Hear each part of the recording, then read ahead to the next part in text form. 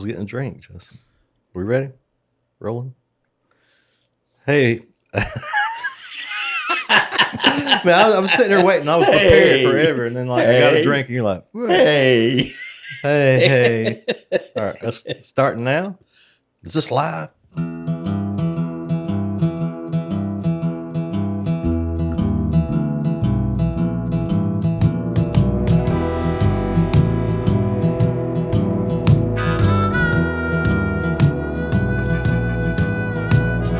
Something in the water taught me how to crawl. Something in the water taught me how to fall. Welcome to another episode of Something in the Water podcast. Your host, Sean Clark and Uncle Dave Griffin. Uncle Dave Griffin. And today's guest, we have Soglo Guitar Gallery, Paul Stokes and Crawford Perkins. Hey. From Brunswick, Georgia. How you guys doing? We're good. Good. Appreciate it. Thanks for having us. We appreciate y'all coming all the way over.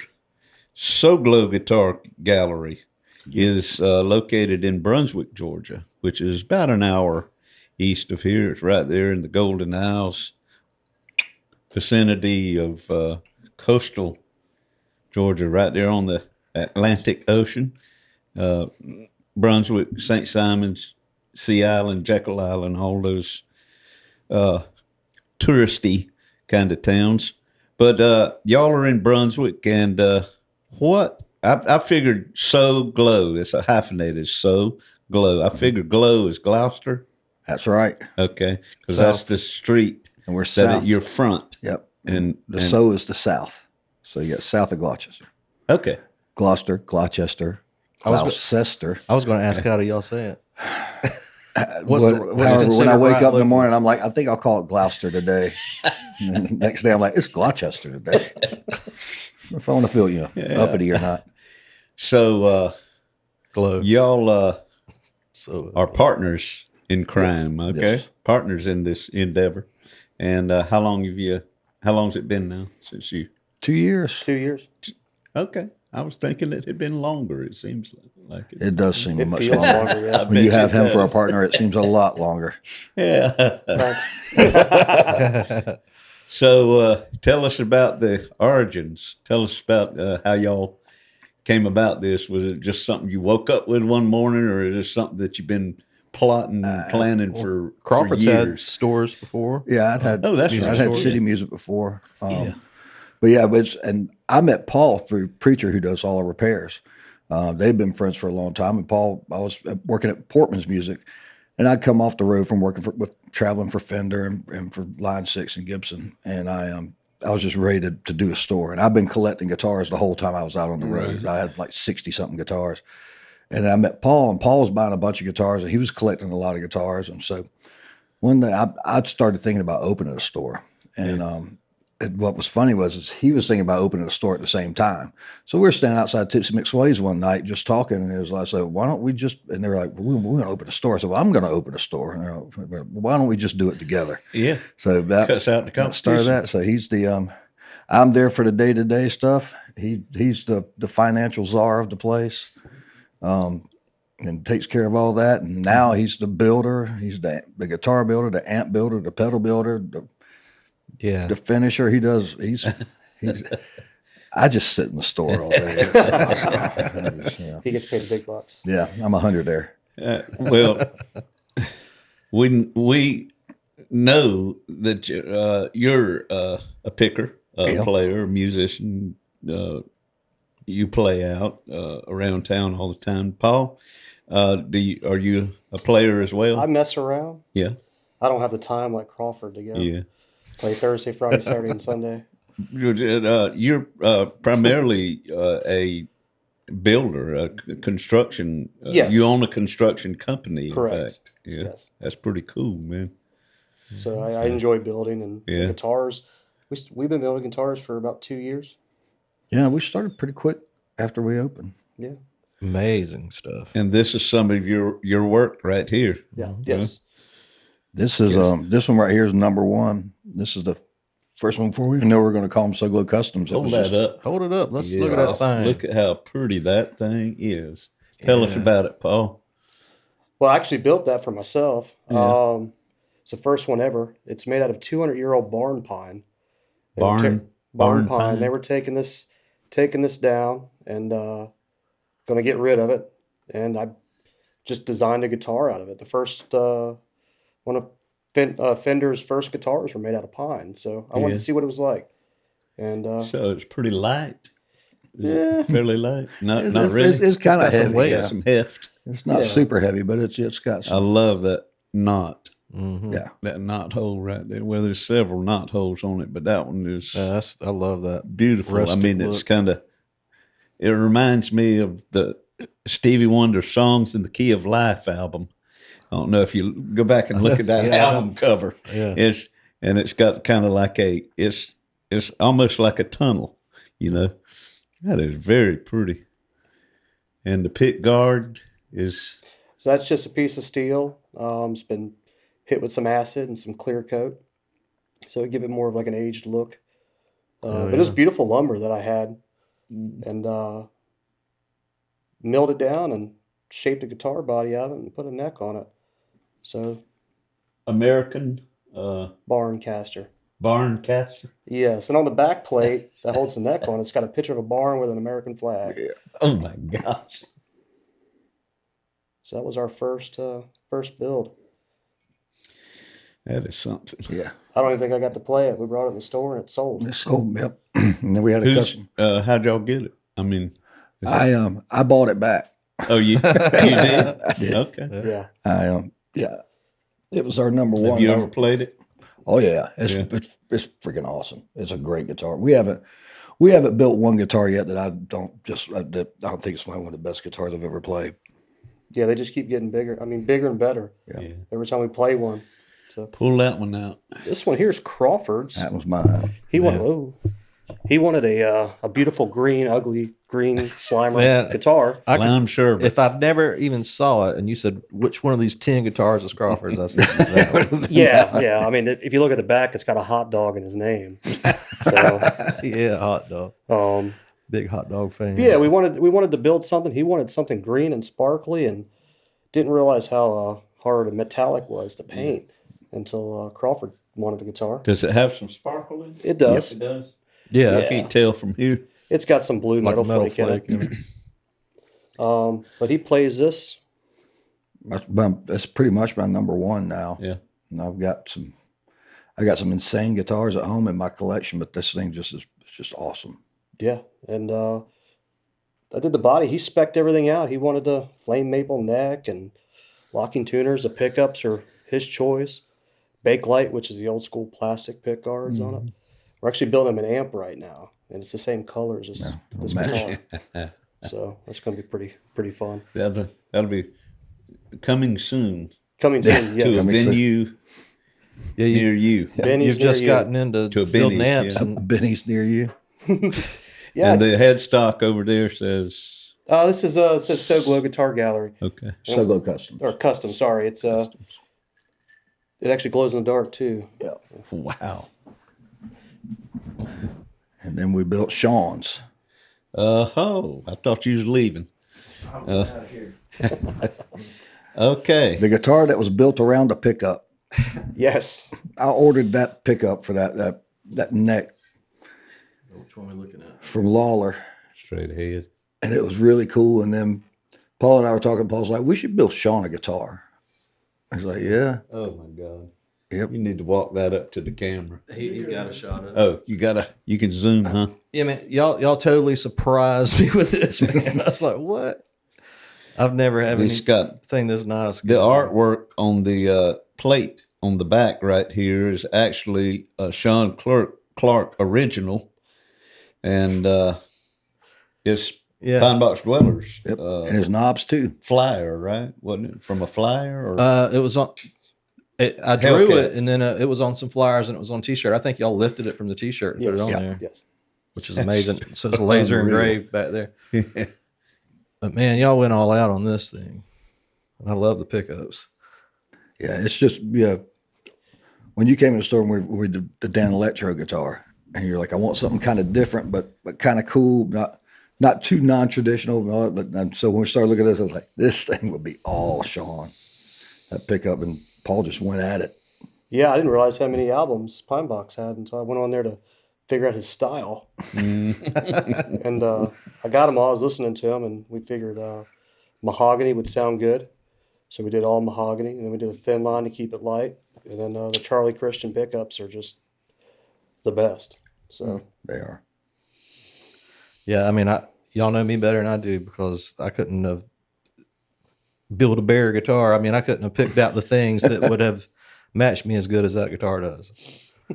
It's got a great cool sound to it. Well, my name's Uncle Dave. I've survived a heart attack. If you want to build me one, that's enough to go on right there. I mean, Absolutely. I survived a heart attack, and heart-shaped guitar. Yeah, it'll be a Heart-shaped. heart-shaped guitar. no, I've actually y'all done some work for me, and you charged me $37.49. And trust me, he sweated every cent of that out when he stood there and counted it to me. Never had nobody bring that many rolled pennies in my life into a store. No, That was pre-heart attack. that was pretty heart attack. If you ever in Brunswick, Yeah. Gloucester,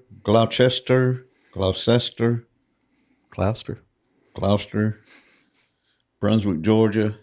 Soglo Guitar Gallery. Actually, Gloucester is one of the oldest streets, probably, because It you is. take a left off of 17. Is that 17? That's correct. Yep. After you go over the big bridge, you take a left at the first traffic light, and you're on Gloucester, headed straight to the historical section of Brunswick there. That's right. And right, You're about to move across the street, oh yeah, aren't you? Yep. Is that not supposed to be said on the podcast? Well, it's out the back now. It's out Oh, of bag sorry. now. Much bigger place. Yes. cool. Across the street, still on Gloucester. So on Gloucester, All right. we're kind of going to be no glow, but we're going to keep it so glow. No glue. So if you ever within eye shot or earshot of this podcast, if you're ever down in Brunswick, Georgia, be sure to go to Soglo Guitar Gallery and check it out. They don't just build stuff. There is used guitars there. yeah, we Very sell. nice selection. And y'all do repairs and Yeah, all the lots of setups and everything. And Strings, strings, effect pedals, amps, picks. anything that's guitar, we do it. We do lessons and Oh, yeah, cool. oh, really? Okay. He was telling you, Dave. We do Yeah, lessons. and I appreciate that. Yeah, I could use some. Y'all even do live music at your. We have done y'all live have from the done gallery, something. yeah. Played there Yeah, man. a time or two. Y'all gave us a gig when we didn't have a gig Yeah. through the pandemic. Helped out through the pandemic. It was very cool. But I was just thinking about that show, the first show we three did together at Loco's over Yeah. there. That was how I met you guys. Yeah. that was how we met. Oh, I Yeah, knew you. You probably didn't know who I was, but I knew you way back. Yeah. And I knew Jesse from way back. He recorded in my studio in my first store. I can't remember who I played with. So what was it? A But songwriters thing? Yeah. Was that the one with Connie? Or was that one a different one? I think the first one was just me, you, and Sean. Yeah. Okay. And I had heard your stuff because Lee O'Neill was recording with you. Okay. And he played me some of your stuff, I and it was great. And then I heard some of Cadillac Jack stuff, and then I heard I guess it was early Pine Box. Mm-hmm. And I was like, man, these guys are awesome. And so Zach Gowan asked me to start doing a summer songwriter series, him and Susan Bates. Yeah. And I was like, well, man, I've got to find somebody good. And then I was listening to that stuff. I was like, okay, Lee, can I get their number? And so I called you guys. I said, y'all want to come down? And then we did the Coastal Kitchen thing together. And so it was just every time I did a songwriter thing, I did one at Tipsy's. Y'all were my top two guys because I was like, yeah, let's get them in. Appreciate it too. But I was wondering about that. I couldn't remember Yeah. just how it was that we met. I figured it was we were introduced by Lee. Yeah. I lured you in with $100. That works for me every I got time. $100 says you won't come down here and play your songs. $100 in a hole. That's how you catch it. $100 and some musician. chicken wings. But the Weenie first wagon. time I remember meeting you, when you had City Music and you had the studio in the back, All right. and Chris Ryder was going there to record, and Yep. or maybe me and him were doing a little thing together because we were playing acoustic shows together at that time. Maybe we were trying to make a demo or something. I can't remember, but we went in for like a day and did like some. Did I record y'all? Yeah. Okay. That studio was ridiculously busy back then because nobody had home computers that they could sit and make something Yeah, it sound was better cool. than what I was doing. But yeah, I remember I met Will Gore there, but Will was only in like 7th grade. He was a little bitty guy. Came in and recorded with his band, and they were doing like hard rock stuff at that point in time. Will Gore, for anybody out there wondering, listening in and wondering, we talk a lot about area musicians on this podcast, but Will Gore is a hell of a guitar player, lead guitar player for a group called Bonnie Blue. Based, I think they're based out of They're Jacksonville, out of Jacksonville, yeah. Jacksonville, Florida, Yeah. which is only about an hour away from us. And Will's been a dweller before. Yeah, Yeah, Will helped us out one whole summer when we were going through some transitions with a lead guy, and he's actually playing with us this Friday coming up Great Where- player. at Reed's Apothecary. I don't know if the podcast comes out before we play there, but That's another venue in Brunswick. Yep. Yeah. Yeah, that's what the Golden Isles is where Waycross musicians flock to for gigs because there's Nothing plenteous over there. There's very little going on in Waycross, and well, the money's better too over there, and it just seems like you know how it is when you're in you're a product of a locale. People hear you all the time. They tend to kind of get bored with the same old. When you go out of town, even if it is only an hour away, everybody over there say, what the "Who are hell? you? Yeah. Where are you from?" And man, this sounds great. You can't be a prophet in your own land.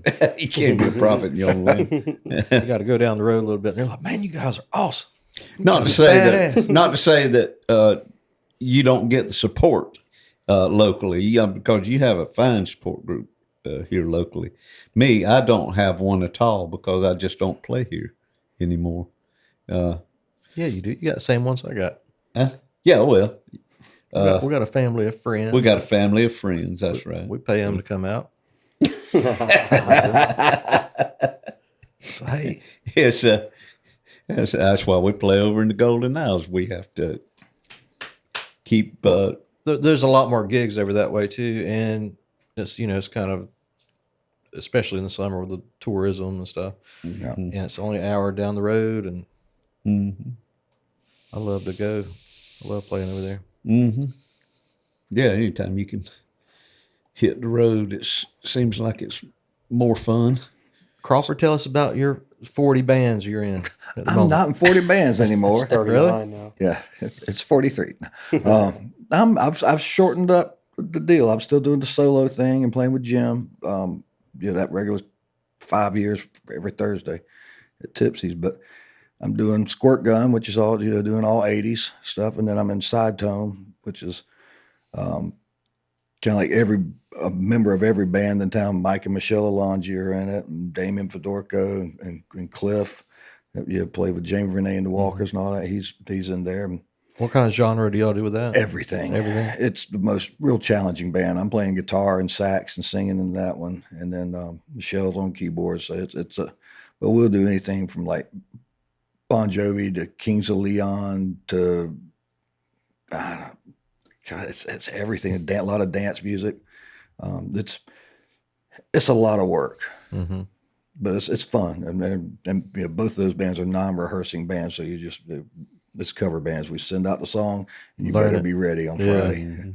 But It's fun, and I still do the little CP and the Shockers thing every once in a while. It's just a fun thing. If somebody needs somebody to fill in, we can get them out. Yeah, man. I love to hear you play with every one of them that I've heard you play. I hadn't heard side tone yet, but that sounds good. It's a pretty really good band. It really is. We're playing a lot more this year than we played last year. Last year was our trial run to see if we could make it work. It's a lot of egos on one stage. Yeah. Michael Longy's amazing drummer, isn't He very much is.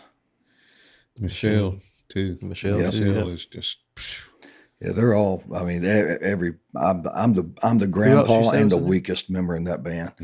Who else was in there besides that? Damian Fedorko. Oh, I've heard of him. He And you've met Cliff before, because Yeah, I know Cliff Cliff. Bragdon. Yeah, he's an amazing bass player. Cliff Bragdon's awesome. He's real solid. Damian played at one of our festivals too with somebody.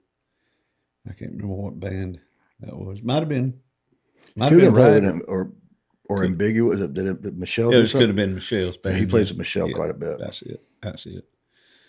She was at. She came out to Moss last weekend when me and Connor was playing, and I yanked her away from her. Whatever it was she was eating over there at the bar, and she got up and just blew everybody away. I was doing the wait. Oh, The yeah. very last song of the night, and I was looking there. I kept looking down there. And I said, "Come on, sing one." Yeah. And she got up there and just, how impressive her voice is. It grabs a hold of you It like just, immediately. it just takes the room and everybody at once to, whiplash with their neck. And immediate response. Yeah. She's just so talented. And her husband Mike sings great, which is funny because I've never heard him sing. he hit it from us all for the my first gosh. probably 6-7 years they were here, and then all of a sudden I see him on a Facebook video singing karaoke at Benny's Red Barn one night, and I'm like, I think he sounds pretty good. But now in side tone, we've split lead 3 ways. I sing 3. I've sing part of it. Mike sings part of it. Michelle sings part of it. He's a great singer, Wow. And I hadn't heard him a sing. bass player. a killer bass player, and a drummer. killer drummer, Yeah, man. an awful person. People like But, that but a piss great me player. off. Not the nice one. He kind of smells. I hope he watches. Well, people from Chicago are almost always nice. Almost always. Well, Michelle's nice. She from Chicago too? Yeah, oh yeah. Really? Yep. Cool. I saw a YouTube. It seemed like they must have went home for the holidays one year, and they came back with this 4 quadrants of the video thing. How one of them the bass player, Like one a of them's Zoom keyboard video? player, kind of like a Zoom video. Yeah, that I think they were all at the same house, but they just chose to do it. It's that actually way. they did it during COVID. They did that. Oh, that was good. and everybody in that video is an Alonji family member. Oh, okay. So Mike's brother, who's an even more impressive drummer than Mike is, which is crazy. Mike kept telling me, and I was like, Yeah. I don't believe he could be better, but he is. But you can YouTube search it. It's the Alonji family. Yeah. And it's like they're doing it from their What are they houses. And doing? Mike's dad put this together, who's a monster guitar player and singer. But he would like give them deadlines. He would be like, okay, so learn your piano parts, and I need you to send me those by Thursday. And, Okay. they're doing like some pretty hefty stuff. Like, does anybody know what time it is by Chicago and that type of Yeah. thing? And he's got another brother that plays trumpet and trombone, and then they all play. And I think Michelle was really the only non-blood Married Alonji into- on there. married Yeah, into it, it's yeah. just they're ridiculous. They're all great players. He plays bass too, doesn't he? Yeah, and that's what Mike plays bass on all these videos, because his brother does the drums and Mike does the bass. Because Mike told me that when they started to play, him and his brother both. His dad was a professional musician, always has been, and he was like, when they started to learn, it wasn't, no, you can't go blah, blah, take around. You have to learn proper hand position, and you're going to learn how to do everything right. So they had to learn theory and everything else. When they grew up. Wow.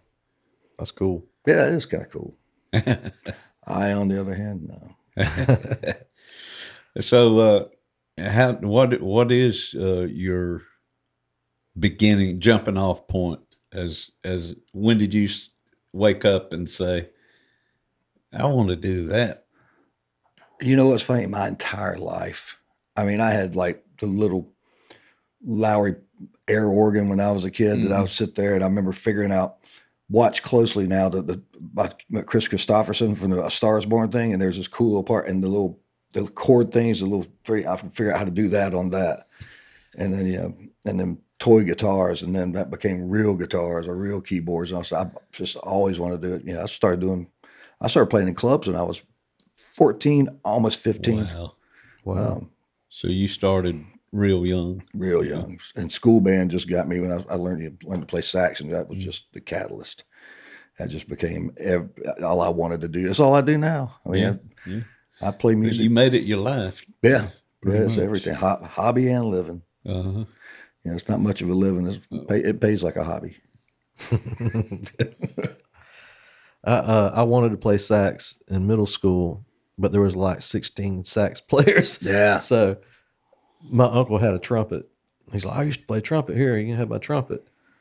And there was no trumpet. So they were encouraging me to be a trumpet player. Then, 7th grade. So they're like, saxophones, play your part. Trumpet, play. It's like all these. There was people in there probably wasn't even blowing, but they'd all get to play at the same time, and then that just reminded me of that. Little pressure. I got it out for sax players. We can take it outside if you want to. Did you play in school band? Yeah, I played drums. Me too. 4 years. Well, 9th grade was the learning band. I'll never forget when I finally accomplished that double stroke roll for the first time. It was like, I can't do it. Just relax your wrists. Oh, okay. And Did you play snare too? Did y'all both start on snares? Yeah. That's what they start you on. Started in snare, elementary school. Oh, yeah. Okay. You said. Wow. We didn't have band in That was elementary. awesome. They made us start in 6th grade. And the only thing that was more popular than saxophone was drums. Mm-hmm. There was one trumpet player and one tuba player, and we sat side by side. We caught all the hell, like, you messed it up. You get yelled at, but like 16 of you guys can play at one time. That's cool. That's the funny thing about it, is middle school now is generally when kids are introduced to band for the first time, and there's a lot of band instruments, clarinets, flutes, saxes, trumpets, and all being sold. But as soon as you hit 14 or 15, all of that generally goes out the window and is replaced by guitars, drums, and keyboards. And yeah. I mean, 14 or 15, that's when the rock and roll bug hits. Yeah.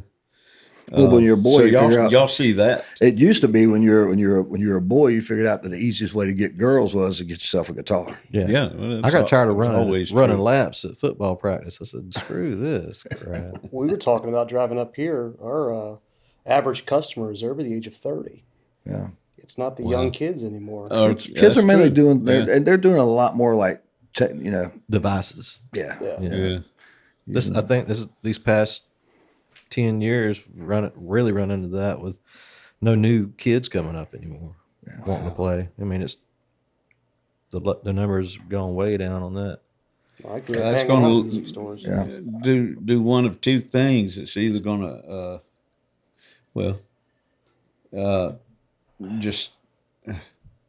there's going to be nothing new to come along in a certain amount of time, or it's going to leave it ripe and wide open for a brand new something, There's always a resurgence. I was going to say there's a resurgence or reset in music. I mean, you think about hair metal got to the point that it was just ridiculous, and so grunge came. And then it got to the point that grunge got ridiculous. It's just, and then John Mayer came and he just ruined everything for everybody because he was good looking, could play guitar, and could sing, and could get all supermodels. And for some reason, kids now sitting there with their iPhone goes, I hate him, and I'm like, why? He's great. He's doing everything that he should be doing. Well, see, that's the same way I felt about Steely Dan. Oh, You just had to bring up Steely Dan, didn't you, Dave? Well, I knew it was one of your favorites. Yeah, probably yours too. No, I don't know. Great. I know about this whole generational thing, but here's what I was seeing when Steely Dan first came out with Back Jack, Do It Again, wheels turning round and round, all that stuff. It was different. It was so. I mean, I loved James Taylor and Cat Stevens and this whole sensitive songwriter thing. But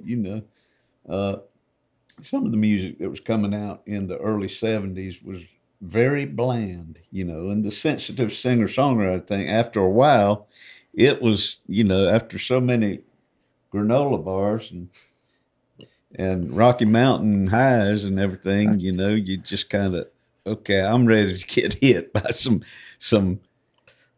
irony and some irreverence. And that's what Steely Dan brought. And plus the musicianship is just off the chain. There's no doubt that the musicianship. And, but, I mean, in a song, Everyone's Gone to the Movies, they're talking about a pedophile. It's total disrespect for that. That's why I don't like them. They sing about pedophiles. Okay. Me too. And it's just what I was getting at. And, but I don't hate Donald Fagen. It's just his guts.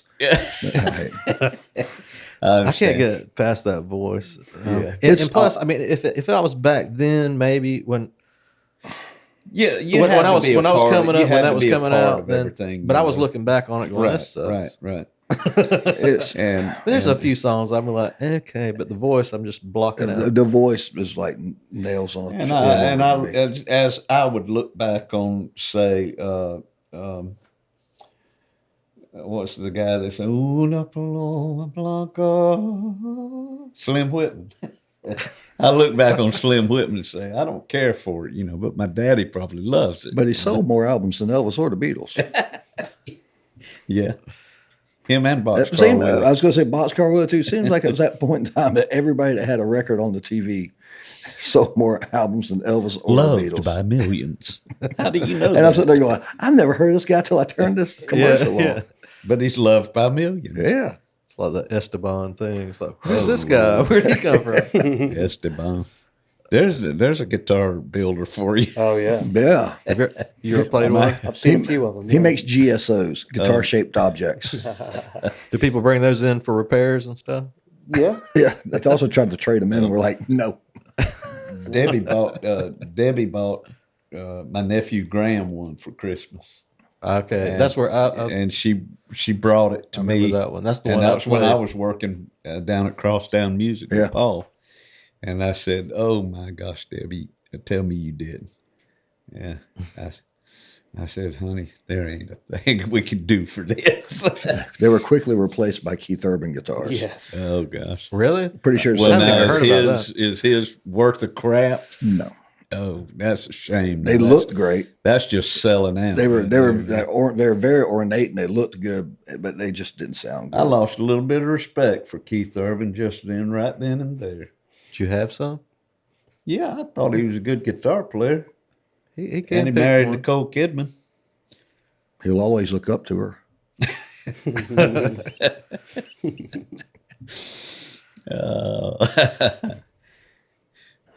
So, Paul, you said you pick at it, play at it. You Play said you don't get an opportunity to play out that much, but how would you consider yourself?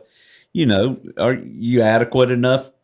You feel good about your abilities. My guitar abilities? playing, or would you consider yourself a? I don't play as much anymore as I used to. Yeah. Did you ever play live or Yeah. with bands and Yes. stuff? I mean, growing up, Yeah. we used to play the punk rock music in the garages, and All right. we ended up getting invited to proms, and we never got invited back. Did that. But yeah, I grew up, and then kind of, I was in the military, so I was I was gone a lot. Yeah. Didn't get to play a lot. Then moved to Brunswick, and I just started collecting guitars. I just think they're beautiful. So I don't play like I should, I Yeah. guess. More collect and try to figure out how to build than anything. Cool. I just go out and see this guy play. Yeah. And sometimes I drive the Waycross to see this guy play. Cool. But yeah, not as much as I should. I met you for the first time January 1st of this year when y'all played out at Tipsy's in Brunswick, doing the outdoor gig, and you brought this Devil Red amplifier Yeah. The Apollo 2? for Sean to play through. Apollo, which one? So we named it the Apollo Deluxe. Yeah. Beautiful. Man, It, sounded and amazing. you actually built that too. Yes. Right. Yes. So you build houses, guitars, and amplifiers now, Yeah. And he's doing pedals now too. So. and pedals. Yeah. It's every day in the store around 5 or 6 o'clock. We call it the witching hour. That's where we sit around and just come up with these crazy ideas. Like, let's build an amp. Let's build an amp. I get all the parts, and it took me like 3 months. It turned out good. I don't know Yeah. what our next projects are. I'm scared to think about what's next. If we can afford it. Yeah, I know. So We're going to start building roller skates. what about the actual Branch out. the guts of the amp, the electronics and all? That's where people like Wayne Crabb and what's his name? That's what I'm doing too. Clay Wilson over here in Waycross. Yeah, we've there's, actually talked to Wayne about getting together, Yeah. collaborating and building an amp Yeah. together because Wayne's But great. they're actually in it from the electronics end of it, I guess, more so. Y'all doing all the electronics too, right? Yeah, we do everything from Oh, the yeah. ground up. Oh, okay. Yeah, he hand wires it point to point. I Paul just- does all the work and I take all the glory. I would sit there and complain about what they don't like, and I fix it. As soon as he leaves, I'll go, "Did you check out this guitar I built? Something pretty. Let me tell you how I did. Let me tell you how I did it." Well, that red one was pretty, and it sounded good too. Yeah. It's a great sounding amplifier. We've got a lot of local artists with our guitars. Will Gore that we mentioned. Will Gore, Aaron Aaron Dixon, Dixon. Andy. What's his last name? I can't remember Andy's last name, but he's the newest guitar player in that. He just bought one of our guitars last night. Really? All right. Yeah. Good There's stuff. some Soglow's floating around. Will Aspinwall's got a There Soglow. you go. He's got 2 or 3. Yeah, he's got 2. We had a guitar luthier here in Waycross for the longest time, which you probably know, Ronnie Griffin. Yeah. Yeah. He moved out to south of Brunswick, 95 Harriet's Bluff? Harriet's Bluff, yeah. Isn't that south of Brunswick or north? North, I think. He's Harriet's Bluff. Is he's that a south great- of Brunswick? That'd be that's south. Yeah. South. Okay. He's a Like great, around Woodbine, Great kinda. luthier. Yeah, oh man, I hated to see him go. He and I were probably like second or third cousins. He grew up right out Central Avenue. His daddy was Early Griffin. Early. Yeah. His daddy was always early. And I got to knowing him, I guess, out of high school. We kind of found each other, knew who each other was at that time. But actually, I played in a band with him. One of the first bands I played with, about 1972 or 73. I played bass. Ronnie played drums.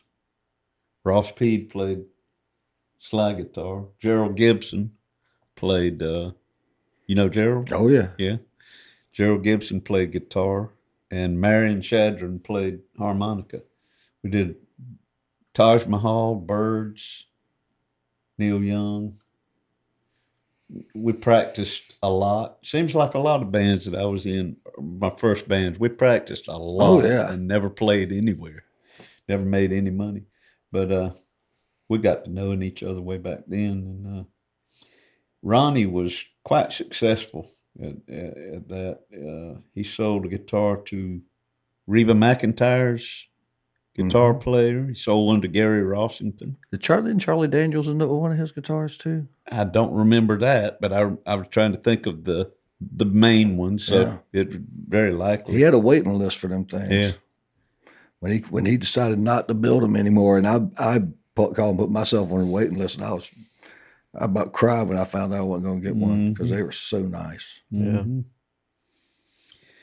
We've got his first electric guitar. I think it's the first one he ever built. Yeah. In the back of Soglo. Really? Yeah, it's one this wild looking little electric guitar, but it's a Ronnie Griffin. It was like, put it back there.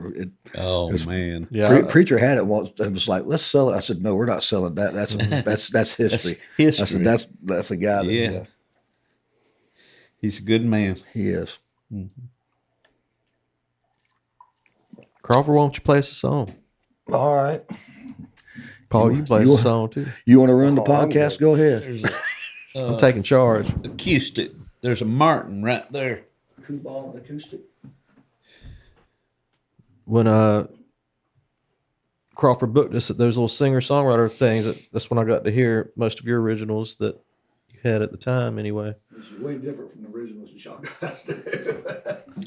mean, I remember like- you were a big fan of Paul Westerberg I'm and a huge fan of Paul the Westerberg. Replacements.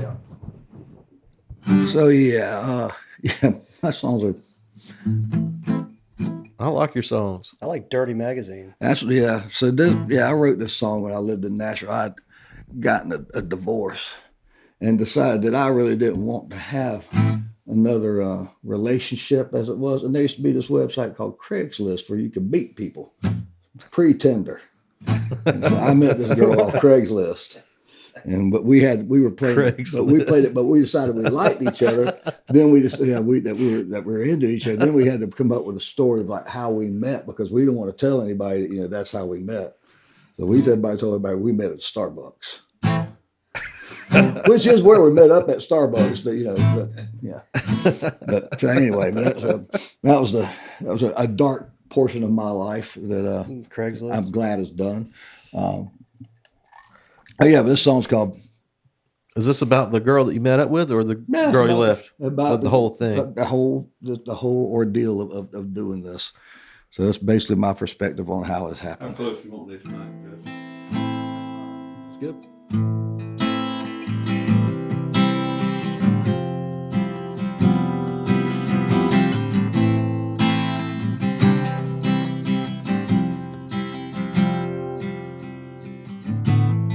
It's a storybook romance from a page in a dirty magazine. An intentional meeting of chance, trying to fill a gap without a scene. See if I remember this. And I was building walls, trying to keep it all from ever getting a start. You said screw it all with eyes in the back of your heart. It's unconditional, but not traditional. But they'll never tear us apart.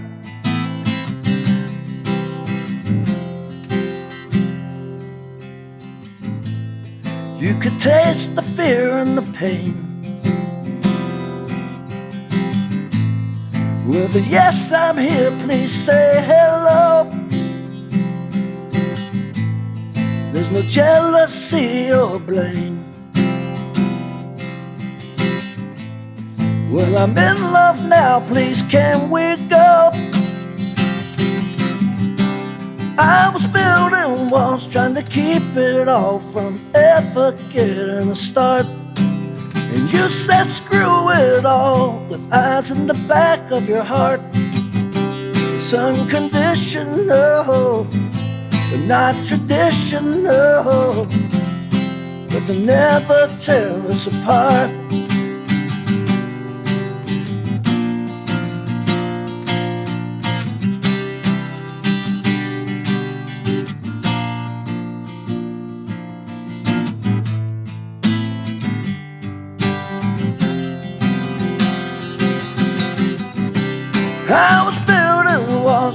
keep it all from ever getting started.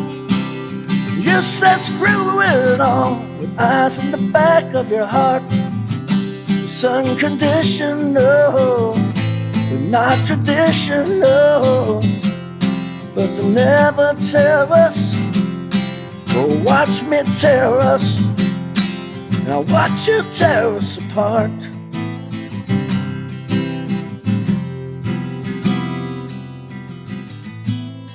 It's a storybook romance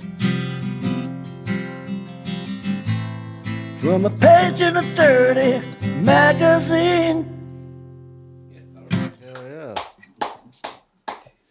Yeah, I know that one. I remember that one. I just Yeah. didn't know what the story was. It's a weird one. That's got some Paul Westerberg Oh yeah. spice in it. Just turn that back down and up and over and He's got quite a few of these. He keeps them hidden. yeah, I'll play them out like you guys do. You take it. I like your voice is definitely that Scratchy McScratcherson. 70s, 80s. It reminds me of, what was that guy that lead singer for the Babies? And then he had John Waite. John Waite, which excellent vocalist. Yeah. It reminds me a lot of John Waite or Brian. Got a little bit of that cuts like a knife. Brian Adams. Brian Adams in there. Scratchy McScratchy. Scratchy McScratcherson. I mean, my favorite guys, like I love Keith Richards' voice. I always have, even now as it's really dwindled away a lot. It's still I like that's the Westerberg thing. Yeah. Yeah. Sounds like about 3 gallons of whiskey and 5 packs of cigarettes. It's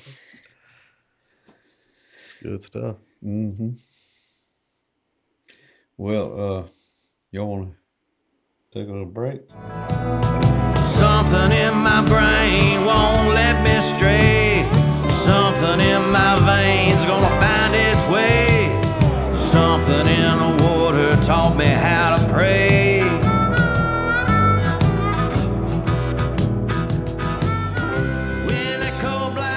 Welcome back. We're back. Something in the Water podcast, and our guests here, Paul Stokes and Crawford Perkins from Brunswick and St. Simons. This is interesting to me. I saw a little blurb on Facebook 2 or 3 weeks ago, I guess it was, and I thought that it had read that Crawford is you had posted something up there giving props to as a lady, but I thought the thing read that you were now preaching in church. That will be something. But that's not true. No, that is not true. Yeah. I'm basically the music minister at the church. Music minister. I lead Cool. praise and worship. That's something. What's Religion's always been What's something the with name me. of the church? It's Christian Renewal St. Simons Island. How you like that? Love it. Good. Absolutely love it. How long you been doing that now? Is this just brand new? It's about 5 weeks. Yeah. 5 weeks. Yeah. Yeah, not too long. It's did a couple in December, and I've done all of January. But it's different. Something I never thought I'd do. That's for sure. And y'all knowing me, know it's something I never thought I'd do. Well, the Lord works in mysterious ways. Yep. And When He calls you, you better answer. that's true. It's kind of like the old songwriting muse. Do you find it difficult? I mean, do you have Saturday night gigs? Oh yeah. And difficult too, because all of a sudden you're playing in front of 100 sober people. Yeah. Which is real different from them playing in the club the night before. And it's important to get all the words right, because you mess those words up, you can mess something up. So, so I'm studying them. And Do y'all do? You said it's contemporary. we do church. mostly contemporary, but I pick out like one traditional Do you? gospel tune each week. Yeah, Something like we'll do like "How Great Thou Art," or we'll Okay. do "I'll Fly Away." classic. Yeah, do something Southern classic. gospel. Yep, Southern gospel. I think it's important to remember that stuff. And there's people in the church that are older that aren't into, basically all the new contemporary stuff really sounds a lot like Coldplay. or Dave Matthews. Or and it's cool, but but there are also people there that I know miss that old Southern gospel stuff, and I love it. I grew up with it. Okay. My grandfather was a part-time preacher, and I had an uncle that was a full-time minister, and we used to sing all that stuff all the time. So that was just it's part of me. Yeah.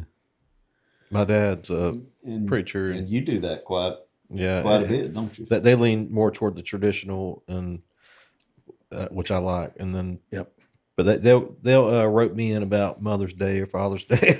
They're playing something up there, but it is a lot weird. That audience is a lot more trained. They're watching you. They're not talking in the background. You better not or mess up, boy. I got my eye on you. They're paying attention, whereas in the clubs and all. My first, I'm finally starting to relax in it, but my first 3 weeks, and you could, Paul, they do it. There's a Facebook live feed of it. And Paul's like, I was watching this, and your hands are just like this. I'm nervous because my wife's like, you do this all the time. I was like, well, this kind of matters. So playing in a club, it's like, okay, this is good. It doesn't matter if I mess up on stage and say something this will matter. It's What's harder, Facebook Live or? Church is harder, but Facebook Live was those. You got to be drunk to do Facebook Live. I think that's my angle. It was that was. I remember when we were doing the live from the gallery thing. It's just I tell everybody, I said, you're about to embark on the weirdest thing you've ever done. They're like, why? I said, you'll see after you finish your first song. Yeah. And so you finish it, bang, and there's nothing. Just complete you got silence. Even the people there are trying to be quiet. So it's just like. I finally started piping in those, going to YouTube and find those audience sounds, and I put it through the PA. So it sounded like somebody's clapping to them. But it's like playing racquetball in a field. Waiting on it to come back. Like, what? Speaking of sound effects,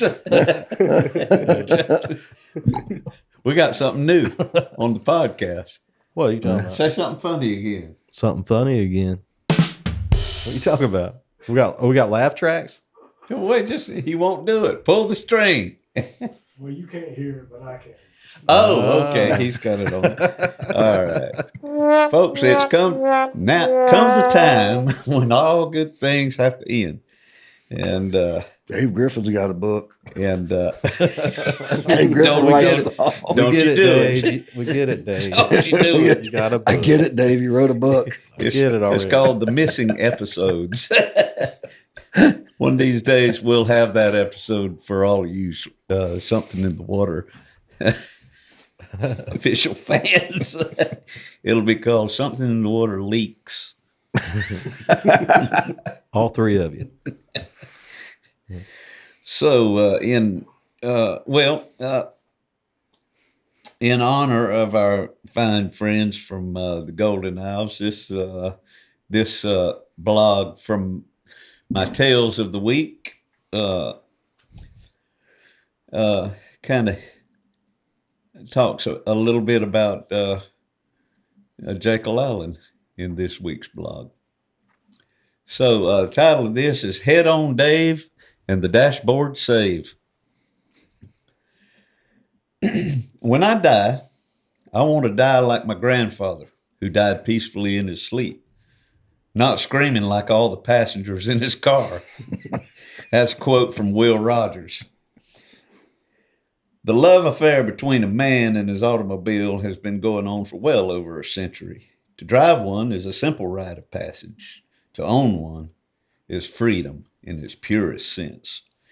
When I turned 16, I had full use of the second-hand family Ford station wagon, picking up my early morning passengers, my high school classmates, Bruce Cerncy and Kathy Haynes, en route to Ware County High School. It would be 4 more years until I owned my first car, a used red and white Volkswagen van. The van was first owned by my brother, Gary, who was in the Air Force and ordered to Cornwall, England in 1972 for a couple years. I took over the payments on the German beauty and set about redefining it to suit me. At the time, I was working at a local building supply store, Choo Choo Supply, in Waycross, and had full access to building materials, including an employee discount.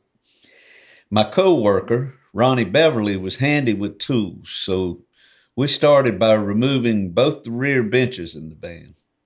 Next, we took off the interior wall panels and traced out patterns on the backside of several sheets of beautiful Luan paneling embellished with pink and white wood grain swirls, courtesy of Choo Choo Supply.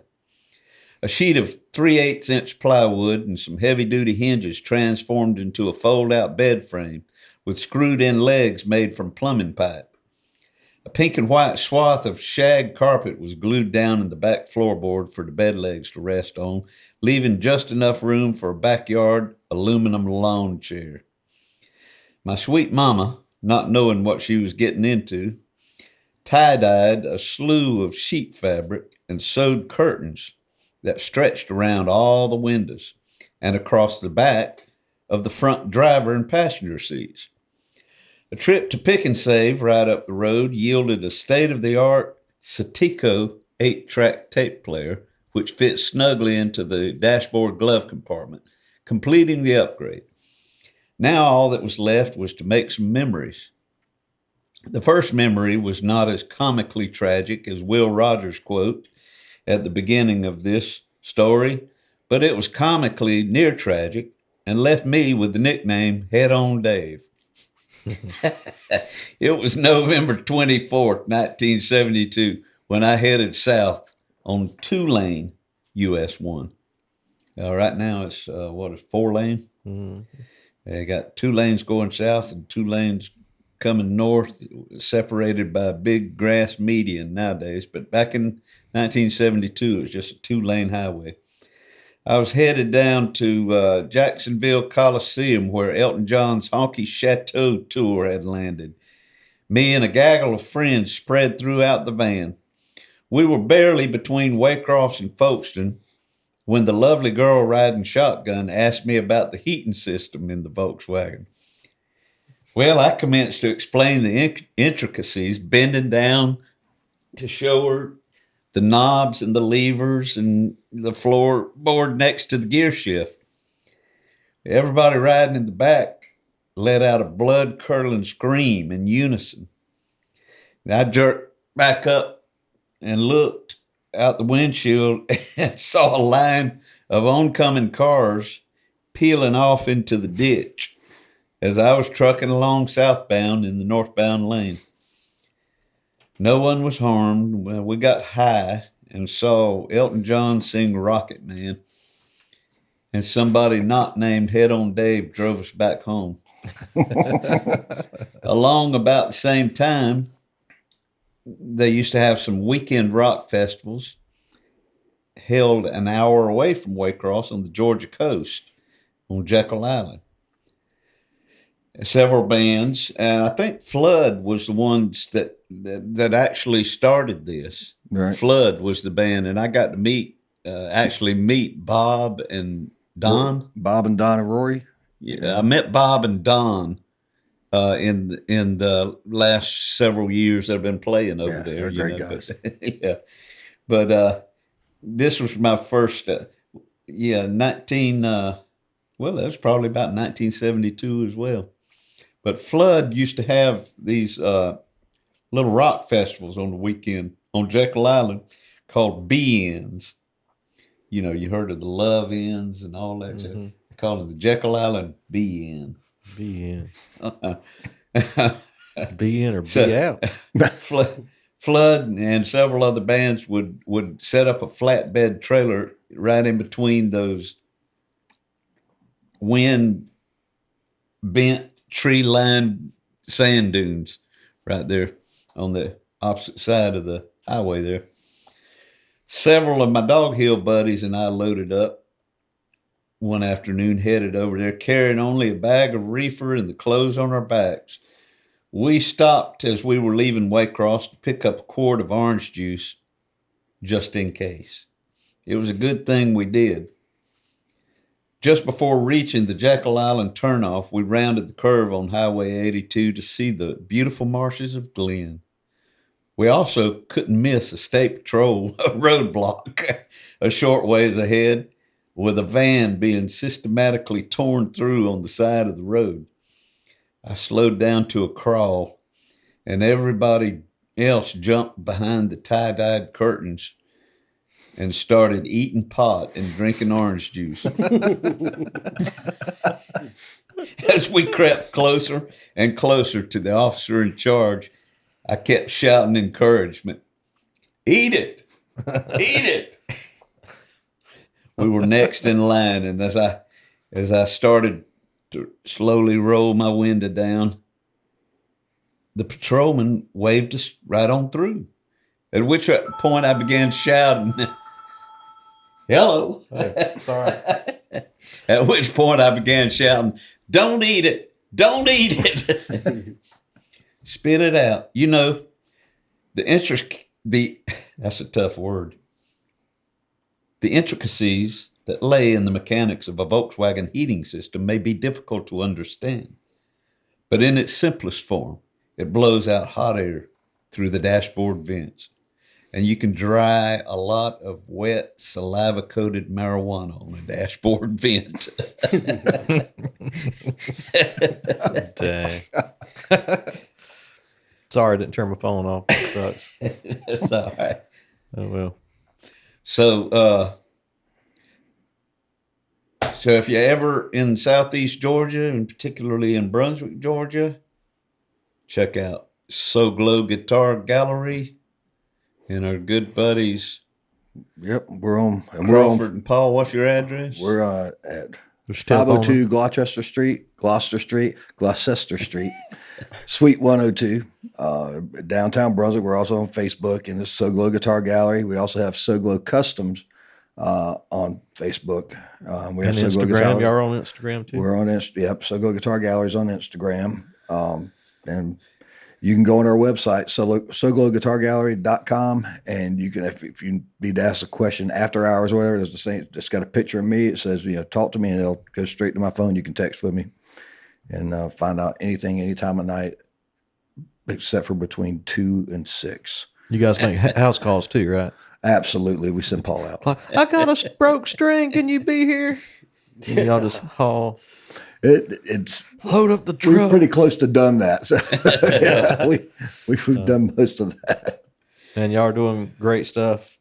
Thank you. We And appreciate it. It's just nice to even have a cool music store these days. I mean, the nostalgia of just even going into someplace cool like that. Yeah. 'Cause there's not many anymore. It's what we geared towards. We wanted it to look good, but be comfortable for everybody to come in and hang out, because the music store hang is a big thing, and it's become a more and more of a disappearing thing. So we wanted to bring it back. Well, we appreciate y'all coming on tonight. Good to have you. Thank you. It's good to see you. Good to see y'all too. I finally came on And, y'all's turf. There you go. Y'all used to come to Brunswick to do anything. That's right.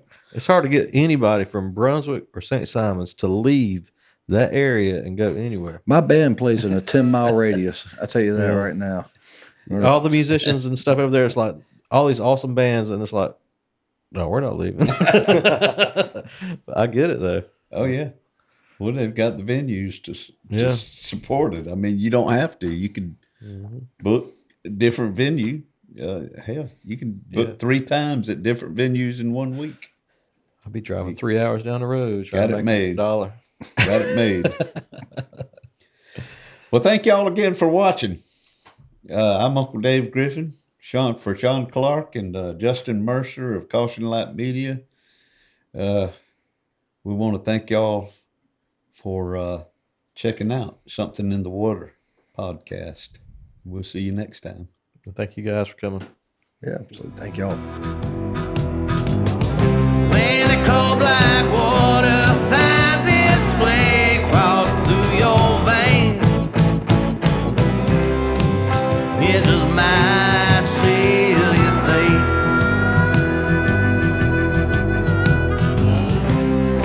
It just might seal your fate.